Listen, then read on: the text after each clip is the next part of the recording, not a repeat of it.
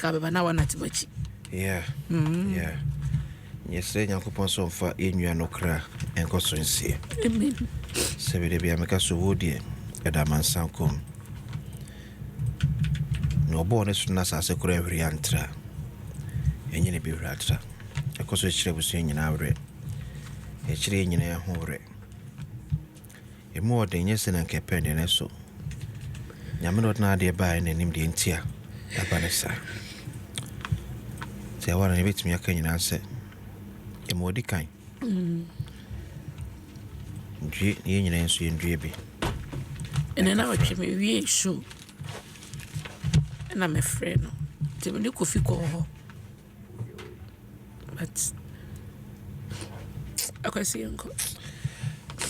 Abrafa the new finder the Bokata and Shasiene Anopel say investors dump T-bills for Bank of Ghana bills. I feel say on na epe bi kudom sika akra no majai T-bills no the Bank of Ghana bills and a year juma. It's as a T-bills in the bana ba form. So bin sura make kan say the number say 16 to 18%. Tiamani pa be nakasa any ho ebim. Kumasi restaurant waste over $2 million in edible food annually. Eti KNUST for abne so ma nhwemu bi. Ese restaurant how do we Kumasi no. Afi bi enuane o mutugu. So ka ni nyina bo emu be se $2 million. Enuane ya Kumasi restaurant etugu. Eye be se $2 million afi bia. KNUST. Kwame Nkrumah University of Science and Technology. O madaruma and as our research aba. Ese omuchinchine ne amanfo atwetwe enkomoka ka wona was our restaurant in atwe ko no bia ekyire nnuane a otu egu ebi adako bia na obuni nyina enwo enkonta eye best 320 metric tons. Yesa uwe aduane na omutugu na eye best 320 metric tons. Anuane ana se tu egu na abana se ufa ewiasa fra nyina nso a Food and Agriculture Organization pen fa ba bonte de betudwa esen de biada nipa be se 828 million eno modakom yes omunya aduane nie nipa 828 million eno dakom a onya aduane nie na so kwa asante mantemu a enuane atugu eye be se $2 million. Some see omni restaurants makumako 120 and a chisa ankoboyi e wo Kumasi abontenso tinwane ya tugo diem se de ekọ nanimpa. The new finder the Bokata and the way ebe the custodian or the Dr. Alhaj Mahmoud Bawumiafoni aba former Vice President of the Republic of Ghana South na since South Marshall Janim or menyam for Reverend Intim for Dwaso Foni e wahanum. Dr. Mahmoud Bawumiafo Kenyina and say yenya se de oman bambokunum e tata wana eni abemu na odi atu mampani John Dramani mama so enim sem ne mrantie na mo asebio ate praga e tata mpanifo eni abemu num wonkasa entro sesa nyesin e ne chichire oman Ghana. Sanso ena Dr. Gideon Boako so da betudwa SM afedie no kura na bekire NDC amyukum no omoti opposition no kam sem ena Russia Ukraine war enya hwe Ghana skasem so no ene yesi NDC for ba power omne na mabrochire e ka cha abro sen senia Russia Ukraine war aha Ghana skasem no enya sem kotwa kra ena ora Gideon Boako kasem mu akasa mekam no kra ya ewombo na ekobi so a ehya abayase abra from CDM obviously prepare ya Ghana parifo fa hyengu akwam na anu ye se fatapare fa nkoma Donald Trump essence wo de to be se omo nchemu edu atone ma di free Ghana ekọ America brochimemu akoto so omo sa de sempanifo ankasa wo beka ne be ha o man Ghana adwarifo de ni ma free o man mu ekọ America ekokoto no ebin sanso se high court so ko fo wiaso da betu just petition NDC fo bi ko editia ora frank amwako anodom prenom yase inso bi en to court no abroskoto atu bebe the custodian the Bokata enono the Ghanaian publisher. Yes, Dr. Mahmoud Bawumia keke bi dia kire mampani John Dramani mama papa. Ewo kwanya NIB fa so mu di omdwuma ewo Ghana. Ade be tie bo wuro bi fie akofa ne niam. Ade be tie kokko ya niam basa sa Dr. Bawumia ko bi aban na aboa no. Ni ADC ye police ni odi na chi bɔ no ban ye say na before boy wura ne dem akobubu ne pono atutu ne niema nyina ne ntade ne obesie no nsie nyina wotutu ne nyina agu ne dem na tabom ye kasa da bi eniema ekoso ma apɛ so no enyenyenyenyenyenyenyenye oso bi aso na no etimi atumu ebiem enti uto da bo kata yi a wode de ntia nipa miensa atwe kata de akoma mampani John Dramani mama say yemfam pam Chief Justice Enfri Ghana banwa so eti so oji de bo kata bra wo kruti semni nyina petition ni miensa nyina no ma publishing so am say ba ko bi won mu a okay mama twe o say petition number 1 or say breach of constitution and judicial overreach. The first petition came from a civil group known as Shining Stars of Ghana. Shining Stars of Ghana. Just a cool. Yeah, no. I say from a Shining Star of Ghana. I say, the substance of their case revolves around the Chief Justice's recommendation of some 5 judges to the Supreme Court in May 2024. They deem the action as wrong and argue that it violates Article 1442 of the 1992 Constitution, which outlines the process for such appointment. According to the petitioners, Chief Justice Tokonu acted improperly by writing directly to the then President Nana Akufo-Addo in a personal capacity, bypassing the prescribed consultative process. They argue that this behavior amounts to stated misbehavior and constitutes a constitutional ground for her removal. It's a dika and say, it could say, Chief Justice May Bosuminum, 2024, and not track Kata de Command Mampani Nana Akufo-Addo. Ese a penfubu o say no mo Eco Supreme Court say atemuafo. Na sa ekwe chem said before say Chief Justice be track Kata no, also nim penfo konkunyasim no mo nyina kwa adwenkrum ansa na yaje atum say ye de abra pokua de Kofi Asan efodwu akwasinsia ye de ayewa ene ekọ. No mo nyina no dwenko bankrum a ne de akoma mampene so. O say Chief Justice say anya ne sa. Ono agina tumi die so. E no track Kata ne koma mampani na na Akufo-Addo sa abre no. And Mampani pass Ampani free Adom Echo Supreme Court. No, also to Ghana Amamra. Okay. My member number 2 anyway. Most of them petition number 2. Alleged abuse of office and tampering with evidence. The second petition is from ACP Ayamba Yakubu Akologu, a lawyer and chartered accountant. ACP Ayamga claims he suffered intimidation and humiliation at the hands of the Chief Justice during a Supreme Court hearing in November 2023. He alleges that Justice Tokonu ordered his arrest and brief detention after accusing him of being rude in court. He contends that the action of the Chief Justice is an abuse of judicial authority and an attempt to publicly embarrass him. It would a penny be. It would a personal, but personal. It's Yamrano. Ordinary some court. Na abra temwafo edi asem na ne so ye ade bia court ni chemu na ensem fata. E na Chief Justice kansa na Chief Justice atemwa ko na edi asem so. E no kase na papa tepetepe no wa ande ye fa ko tu. Sa wo so mo guard bi wo court one ma ye fa ko bese do hwiri mienu. E na si a lawyer for one na patch wa na oja no. Nti ya nyamfa na. Ya nyamfa na to. Ba papa ni si ade a Chief Justice ye no. Ahane pa ayane ya pa. Okay. What yet alfa hundie so wagu nanim ase ewo nipa domanim senkefo no ACP nkoto no egu nanim ase no yes second petition Mampani John Dramani mama nyina so na fam sabe kenkan ba no fam pam Chief Justice eti petition to so mienu eno no petition to so miensa enso nie financial misconduct and political interference. The third petition filed by Ghanaian citizen Daniel Ofori contains a list of 21 instances of alleged misbehavior and 4 instances of incompetence leveled against the Chief Justice. He alleges that the Chief Justice used public funds of an amount of 261,890 Ghana cedis for a private foreign trip in 2023 with her husband and daughter. He further alleges she received $30,000 as per diem on the same trip. Mr. Ofori also accused her of spending an additional amount of 75,580 Ghana cedis and $14,000 being state funds on another trip to Arusha, Tanzania, again with her husband, without accounting properly for the expenditure. Furthermore, Mr. Ofori claims that Justice Tokonu interfered the high-profile trial of MP James Gyakye Quayson by allegedly instructing National Security to seize court computers and initiate internal investigations that led to the transfer of judicial staff. Eti, Papa nso asam so yese. Oso no so, adoso no so niemam. Na obo akire no kon yese. Maame Tokonu. Abna, yese maame tu kwan. No tu kwan no. One ne kunu, ene tu kwan. Eno mo gi sika de free judicial I like almost company. We say your executive, your judiciary, your legislature, judicial for account no. Oko yi sika bebre to bum e de free mu e de koye.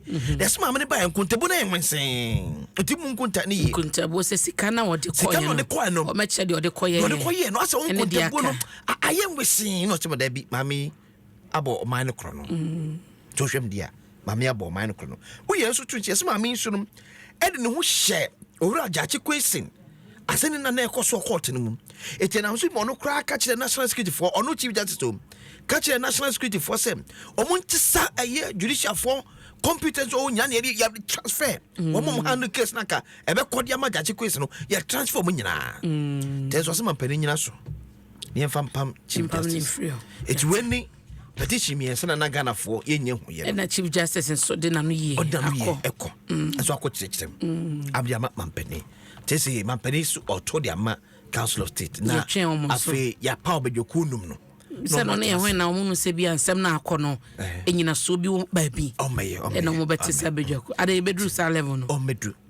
Se de keka konde. Se petition no odi o. That's ono so yin. So to me catch the ACP pass. Ba se na response na my enti. Aye hu na response. Na catch the ACP pass wonnem. But I don't know say na ya no. No na ye benya a lawyer for na mo court na ye bisa se. Edie na bema ebia police panyi bi suban be no bede na di wo court a ebema bia judge otie dwem no abɔ no kokɔ anase asigina say yemfa no nkɔ baabi eye bibia wo sesi wo court okay kan krata ya krata ase bo nyina nse ɔse abra pan de asem kɔ court se mudi no se sa appeals court wie nani anye ho ɛna de kɔ Supreme Court that Oman Ghana court batan kɛse Tiedi asem na se papa na no topom friend kwa na se ho na ye bisa se eti na ma Chief Justice be ka se metiase o misconduct no eti ye fa nkotim na ye ni asem a wo foforo wo asem ye twentwen so by do kwa kwose gadroom be se don hwiri mi na wa calm down na ye di asem a wo akire Usa man for cases wo it would because wo ye didn't know we ro kwose gadum ye ni wasem wo achi ba kwoshem na bese don hwiri bese ba kwa na mienu no wo be pia ba na alise bia wa ye kan nti no na wasa lawyer for be boy na ye tie ase so court to them misconduct justice ye na o kan kra se Chief Justice na no kwan ka kekekra se ye fa no koto gadum no agula ni mu ase na de ono aso su na woda na di wo court to them ho no wanka ho asem na ye se court to them obeda sa su ba na di anase na wanka no asem wa ene ye hia lawyer for no mo machire e de na be ye misconduct to the extent say Chief Justice be kasa mo fa no gadum yes nti ye be di mo nkomo nti yem se nya Chief Justice response na so a enti Ghanaian publisher mo mo aye na enya Chief Justice said o manya petitions no na enya Chief Justice response na ye de ento also ka ase ye papa no enkoto gadum na we ye nyina so ketse pa because ACP abana ACP ena ma me to kone se ye fa to gadum na kwase ACP obromra so okay ACP bromra so nti no de ye na make say enya Chief Justice response a eni ehunu se ade na o ye bia na ade na o ye no krompo no nye bibia emremu no ya be ka say ye deserving of say fa ne kokoto ba bi say so okay ne bia agya ye nyina ne bia ka me na timi atena se ba ya fa na ntum o ken kan krata ne fa ho so waka o say ka say ya fa no kom no papa na sam dia abna sha me hwim papa na sam dia sha me asem I don't have a kind of ACP last two paragraphs. Hey, yo, ACP younger. Now, some ya papa yesterday, and then first of year now you say, and fathom. Hey, or say, furthermore, the petitioner alleges that the official court record made no mention of his arrest or the alleged comment leading him to believe the records were tampered with. He's invoking Article 146 of the Constitution, arguing that the actions of the Chief Justice met the threshold of misbehavior and warrant her suspension while investigations are carried out. So what I said, did they call so court to them on Crewe no you knew documentation be as say don't catch up just what time be at the mental say what push Article 146 no what should they say yeah say push nyaka no Chief Justice are misconducting yes. Okay. Say what catch the ACP said you know so we wait a bit me suspend the Chief Justice. Penfone transia. Yes. Tim penfone transia omeka. Sa asem ni nyina na. Agwazi. Omatimi sis. It is our own petition. The petition na man for NT no. Nyame adom. Aba. Eye. We the Ghanaian publisher. Ediaba. Ni abom edi amanti. We ni nyina so miensa. Amanfo hwe ni mu se Mampani His Excellency. Ni nyina ni. Ana o ma selectim. There is a petition me and my boss watch no. Na me chese nti ni nyina no. Ni nyina. Dance na wuntimi fa dance ma. Se bia pay asmo ke bia otwa picture. E bia time e ka se yemfa no koto no ni mood na wom na wore ho a wo mu so e bia sa pictures ni na ho no. How are affecting in the inner feeling? Because that's you. That's it. Okwasi. Yeah, train council state. So frivolous cocaine and money laundering claims. Ghana Airport Company Limited shames Osofomako. Eti or the Reverend John Ntim for Geophony about ranking member, Defense and Interior Committee. Say airport for so about Montebeka say, hey, Reverend Echan Tro saying, and Yano Craba Kuba. Also cocaine be anywhere back to cut. So cocaine be no microphone back to cut. Finance Ministry set this to enforce PFM Act. Eti adiaba ko edi omanya eye omansinis ye sabo omansikem edi ye dwuma bia se nepe no enda owura case ato forcing ati next piece so say omfomani eni akire Public Finance Management Act no ye fi eni akire se na bia obi achia akofa de ayi bia esen fata e betimi atwena adwen edi esisuom. Government to pilot 1 million coders program on April 16. It is encouraged to start ye coding. Ebi twa 3 na Ghana, ebi twa 5 na Ghana, ebi 2 na Ghana o schools. Aban so be start 1 million coders. And e boa pa. And almost say UC mass. Minimum UC mass. Minimum hwe. So we now know a fee. Oh, but UC mass there cause it's achieve. Coding na dey bia na wo hodi about UC mass junior class KG ni ade nyina no ye UC mass. Da bi me we school junior. And I make say me person me say 8 years 10 years ago cry no na UC mass na me say school. Ya kwasi internet group en so. Na me say 8 years na me say school na work anim. Say me na the junior school na nam school. Say aban so bon mode na ode owura Sam George enfoni aba. Na ye be say Sam George ade ba kwese die nya we no. Teko so afromonum board ntoto eno omo data no oto ya na data no kra jajajajaja ase de huse bota be gina so tura Sam George be sero ye be ka ho free yempe free no ba ko ye betimi afa so ma data bo aba fom ene se yenwe ho sa free na do holidays and ye jetum free no because am say free kan kra unti no omo twe data tentem no omo ne kwato omo ka ye be sero mo ono bo yempe free ni biem yempe me this Ghana for bebre so ne me yadwe yempe free no but ye pe nyina ne se omuma data ne bo no emra fom ye wo internet age na ye ton so yenya megabyte dodo that is it now what I say na uto ya na hrem uto na hrem ti say uko ba ko ya me wo so ya so benya be 91 megabytes 350 Ghana any 1 month it depending. Bogatanga Airport Construction Site Inspector NT or the Mami Ivona na a free phone aba Managing Director Edema Ghana Airport Company Limited. I mean so so benefacbo in Sahel Bogatanga you airport on. Yeah, you see airport on. Also you see airport. Say airport no. You try Ghana who in Asia. No my at me. At Abramamefa Ghanaian Times and so na you say oh nyanko ye twen me ko krum asante mampo. So what the question? What? And TNDC for one of party office. 1 year man na someone say Mampani Baba Santini say anasa Mampong ni menkan sa so my MC nti ehho sem aye bebre na yɛbɛkɔ ahomaso nti akwasu bɛtwɛn na fi madin komaba kwaku badansko mache ya baba mejoso kwaku ye Mampong NDC communications officer na etesen Mampong tesen onyame adom asante Mampong boko enro ade course no wadama radio bi ben wolowa no kra se ye TV so a na walowa na mame enro ade course wa asante Mampong as communications officer na wo he ebebe na wote se bibi etisa asi wo ho enro na me wo party office entine esiye ni nyina no na me wo ho na ne edikai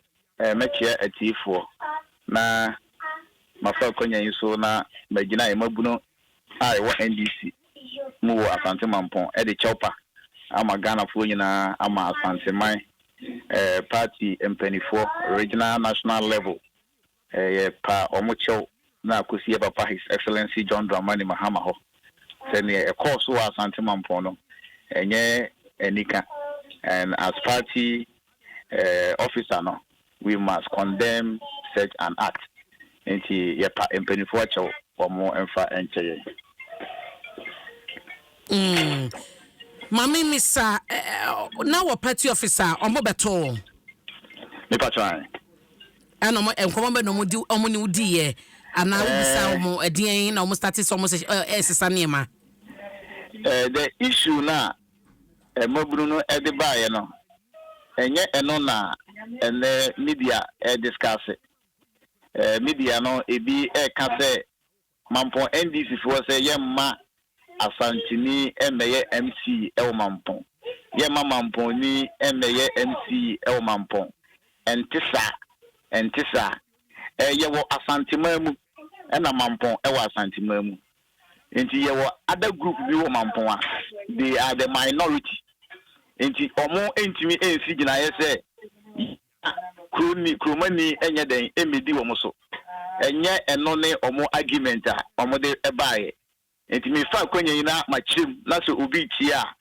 na ne ekoso wo the various media station no se ko ba se omo twist na wahu the real issue no se ne esitie Mampong MC akonwa no etoye no nipa nwotwe na epre no asante Mampong na as the process demand no na say omukọ regional vetting no a shortlist nipa miensa na nipa miensa no eye Alhaji Moro Chema Camel na parliamentary candidate Yakubu Isif ye na ye shortlist say ye de omo call national vetting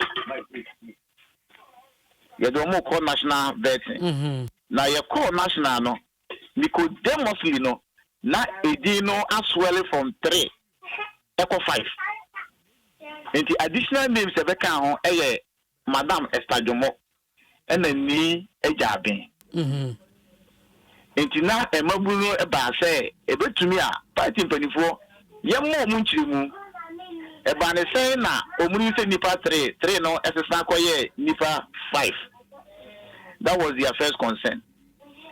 Young fan say nipa 5 ni nyina no went through the process na omo hwe say nipa wa ye adwuma wo party no mu na party no enimu no onumum na enka yemfa adwuma no enhye ne nsa na edia omo tete a eye Madam Esther Jumono or joining NDC from MPP in the year 2022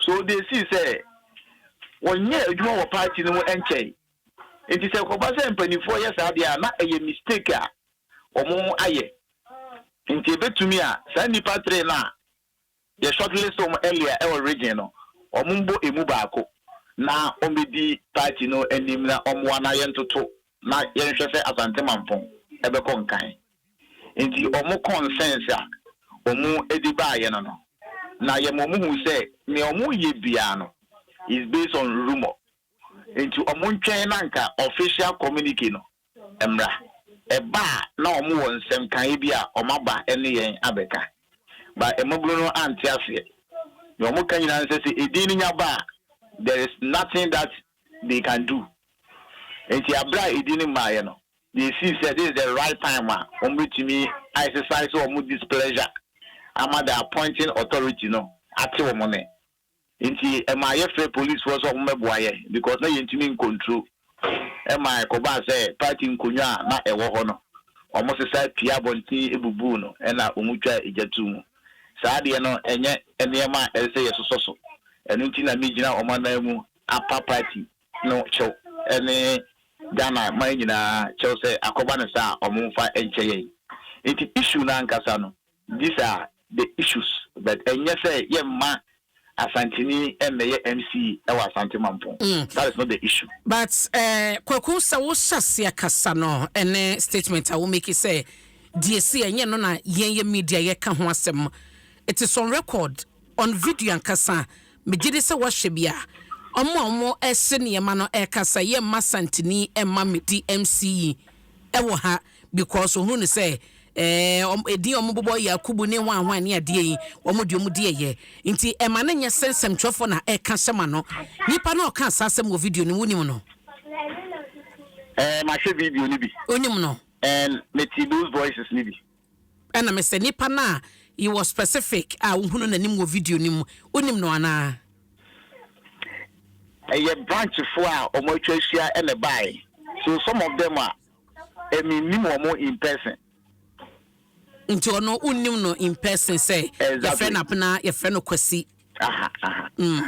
enti ujitum say ono asema wo kan ye na manye say obi na nsamtwofo na ye ka sema no ujitum sa that is part of the story but there be okasa part of the story nyabot say okasa me pese o clarify because first statement I will make it say DSC no no na nsɛmtwɛfo the narrative ayen nsɛmtwɛfo ye ka na ise yen na ye ka hyɛ so say dia mo aka ne baton record a wa hwɛ video ni bi ntu gitum se asam no wan ka ne ye on record nipa o ka asam no de wan ka ne ye because ono na onye the leader of group na ebaye no enti se se a wo ba wan ka ne ye exactly to ba radio so a wo de sobo ne bo nsɛmtwɛfo say ye na ye sesa narrative no na no so ka ne ye. The issue was that there was a press conference, there was a press release. Kwaku mpato respond me na yenko yenimu with press release in any ade. The video circulate a enokra wabeka ho aswapa ho achewi.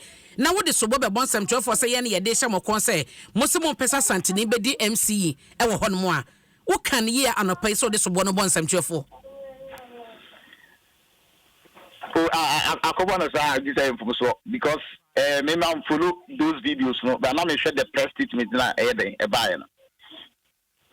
Enti ye koye nim ye din na nya beto abonten party for so mo edi no kra nya maye mo na motete e se de e beba no no enti se no de mususu ne se mo de signal na kwosoro ho en mo expect se di ni beba no na sesa sa nete I think say it is in the wisdom of the appointing authority. I think so more criteria or more the selection.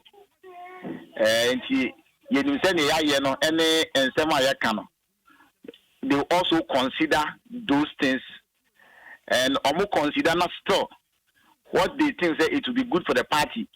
Omo ya yen ye constituency executive ye betimi aya na say ye behwe say ye betimi manage situation no ama nipa aban be boni din no why very comfortable aye na djuma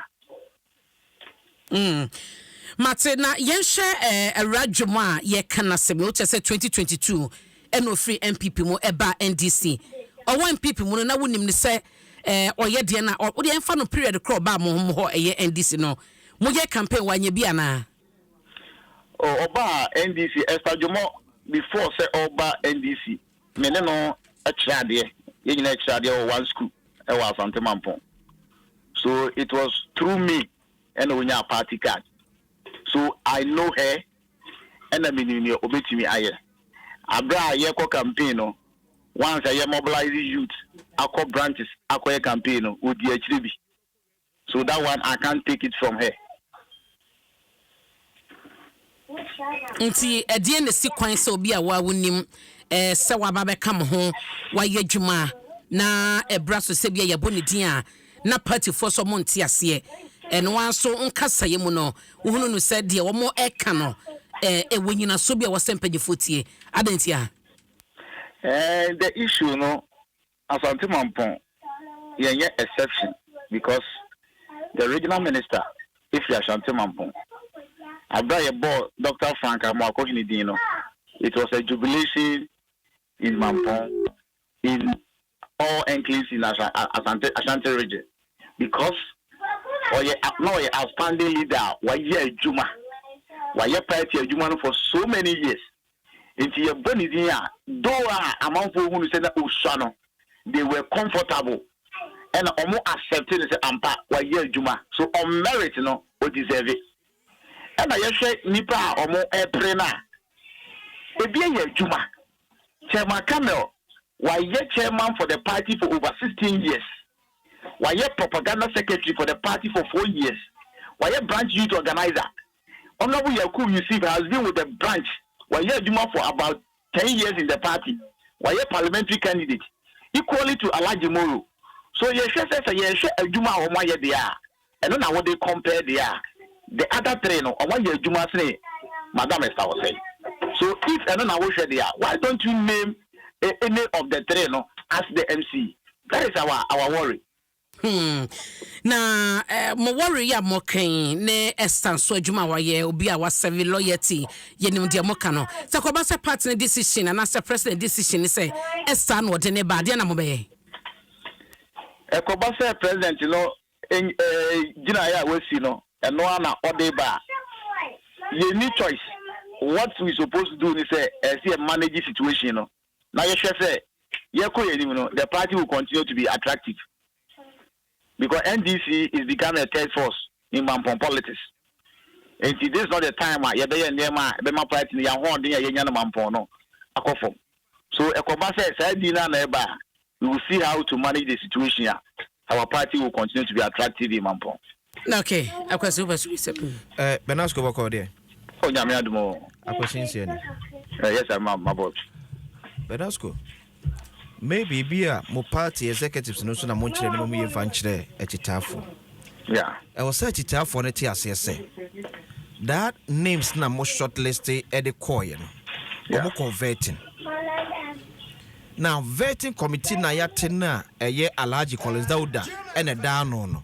Yeah. Omna vetting crofo ehwe omudru ehwe mo ho odin se ampa adwuma na mampa ni beso mkwano metimi ayana yeah na so omuwie a the vetting committee no e was so ownership metimi aka se obi ampase pe ade ekito omde test na okra de come ampanu mampanu kra okwanya so metimi aka se nipa kra ma short na na ba kra mempanu ipeni pa Adena party penifon church tafu mo ntiase se it is not about see a shortlisting crofo mo convert the change to see ibako and obey MC yeah na ma chitafu to na mokoye ade asebi ensem fata ye na eku NDC amyoko enimu ase wasante Mampong yeah sa asanteni be matimi jiro okase ye den tafo na achechire NDC wasante Mampong ne yem prema asanteni ma meye MC o Mampong etum person make chire se sebi on tafo no kwa na to abade ma NDC wasante Mampong. That is not the issue. That over 40,000 votes na ye kam. Yes, sebi tafo na wasante Mampong kwa na to sa aba no. Akwasi ma yentie we. Benasco gina so. Ya Mohammed. Never put in your mom no say ya.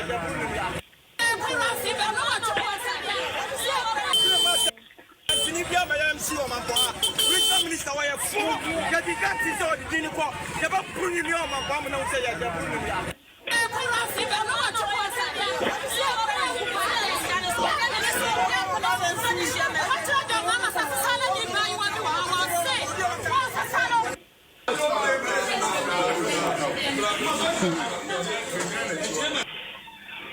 Akwasi. Abra.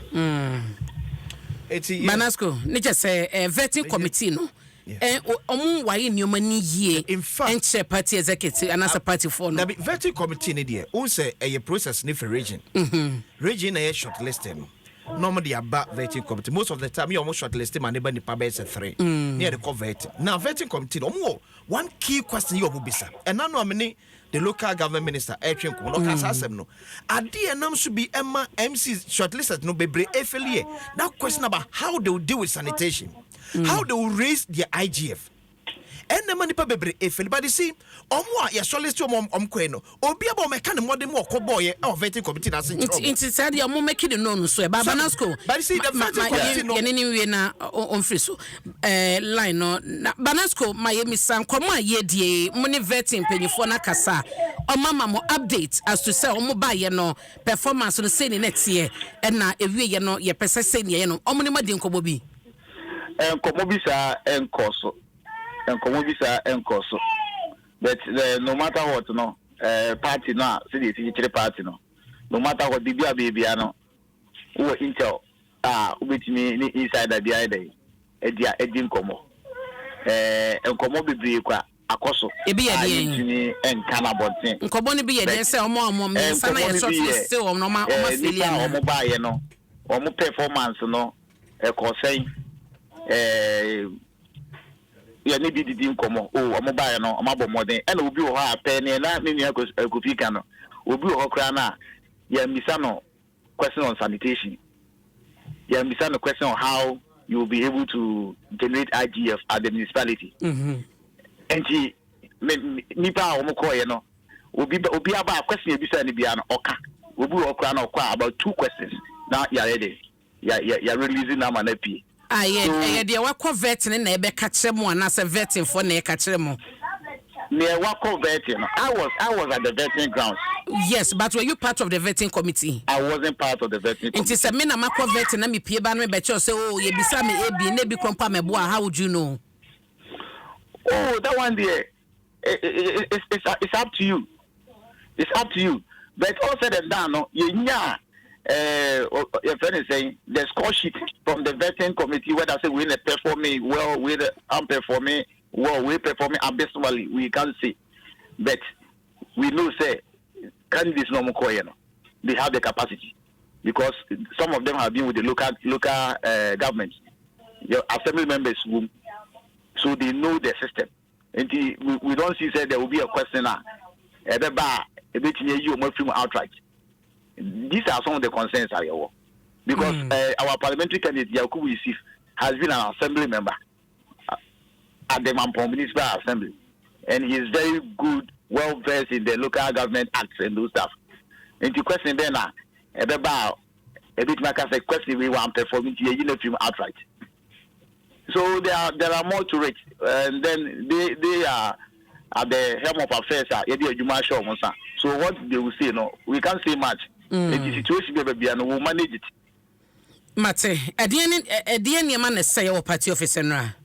Well, yeah, party and Kunya plastic chairs where 8-10 Diana and our party, Muta idea, Juma, I say, issue. These were the things that youth know, Mate, na party pay for chairman money a dear, Omabamwana. And Pimpino. Constituency chairman a part of those aspiring for the MC, you know. Oh, okay. And his involvement in the question, we know how to handle it because if it be a new class or shama situation, I come here. Elsewhere, some people may tax if you are no kind a share so as to the parliamentary candidates. In the Ama or Mono, how much the BBA the other executives, the situation, you know, you me our control. Mate. Mama na sene ebra wanyama ya no pay bibia ni ebesamba hobim kwakuba na school Mampong NDC communications officer na ye ne no adi nkomo no de ekoso Mampong omosa mampani omotete edi no enyamaye batomo nam no motete ese maame no na hwa omode ne bebenra ne mekoso bebre nsemo mo kan so edoso eno de ho anu ye bi